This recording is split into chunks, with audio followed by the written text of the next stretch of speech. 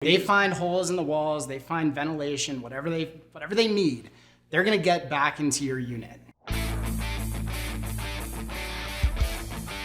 Hey, it's Kevin A. Malsh, Pine Financial Group. We work together so you succeed. Hey, you found us here on YouTube. We're trying to build a channel to help more real estate investors just like you. Help me out, hit subscribe. Today I got Mr. Scott Kraft. We're gonna talk about roaches today. Awesome.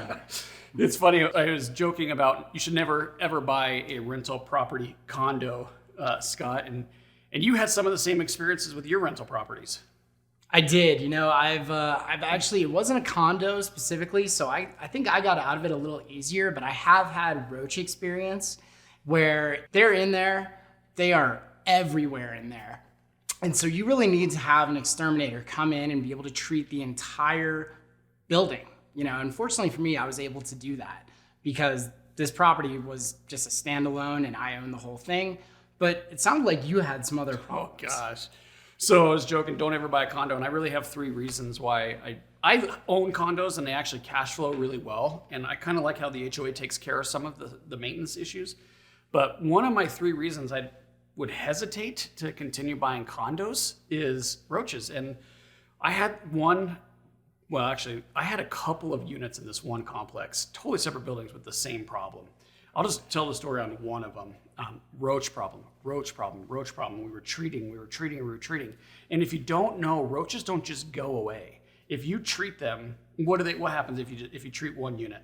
Well, if you treat one, then all of them that are surviving in the other units, you're just gonna walk right on over to your unit. Yeah, they find holes in the walls, they find ventilation, whatever they need, they're gonna get back into your unit.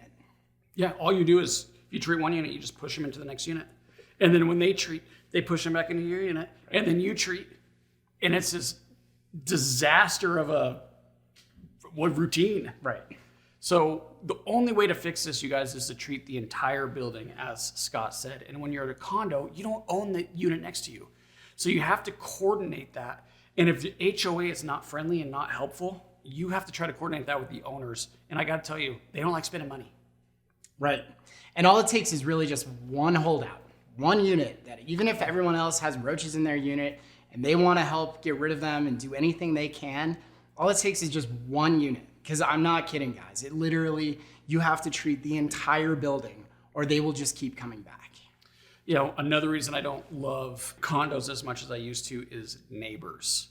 So when you own an entire building and you have a loud neighbor or abusive neighbor or some kind of troubled neighbor, you can potentially get them out of the building, right? Right. So that's one of the advantages as a landlord to own, a multifamily, call it a 4-unit, or if you were able to get a duplex or even just an apartment building all on its own.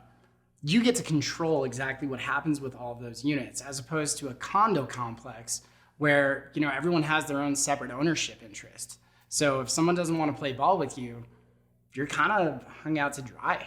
Yeah, if you got a really loud neighbor that parties a lot and you move in a little family into your condo, they might move out, right? Because you can't help them with their problem. And then if you move someone else in, guess what? That neighbor is still going to be there. It's still going to be there. Right.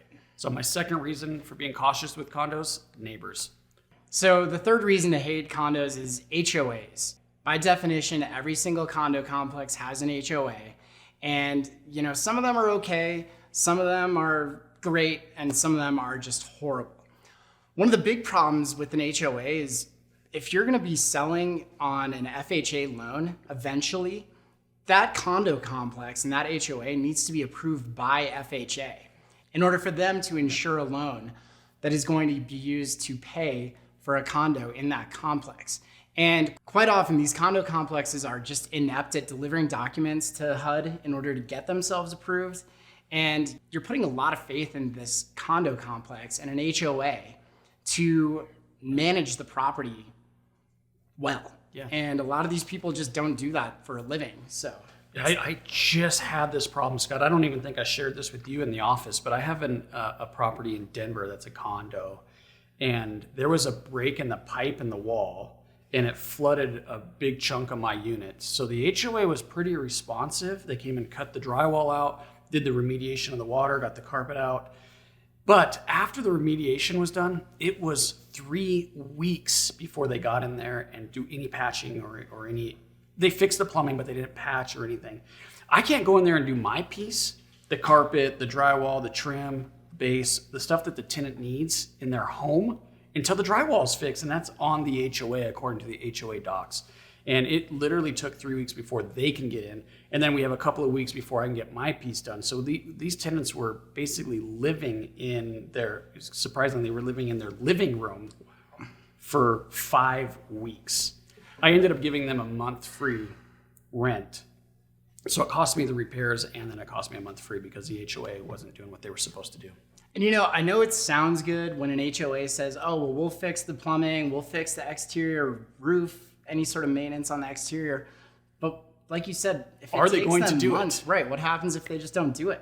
And meanwhile, you've got a tenant in there who is struggling to have a livable unit, and that makes you look bad. And the HOA docs very clearly, I'm getting all fired up here. It very clearly said it would cover any common area repairs and any damage to the unit caused by a common area repair. So I interpret that as you got to fix my carpet because it was your pipe that broke that flooded my unit. They're not going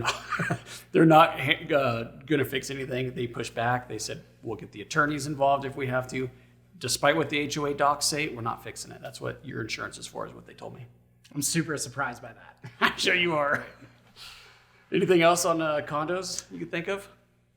I would just be wary of condos. Make sure that you look at the financials of the HOA, make sure they look like they're solvent, and, ask around, ask the neighbors. If you're thinking of buying a condo, knock on the door next door and just ask them what they think about the HOA. Are they responsive? Do they get stuff fixed when they need to? And if you end up in a good HOA, maybe it'll work out for you, but you still can't control all the units like we were talking about. So that's why Kevin and I at least try to focus our rental properties as standalone units. Yeah. And I will say this just to close out, Scott, I'm not trying to beat up condos too much. I think they can be fantastic investments. We just want to say, be cautious with condos. It's not necessarily as good as it always looks. Right. So with that, if you have any questions, if there's anything we can do to help, please leave your comments below. Subscribe, like, love us. Check us out, pinefinancialgroup.com.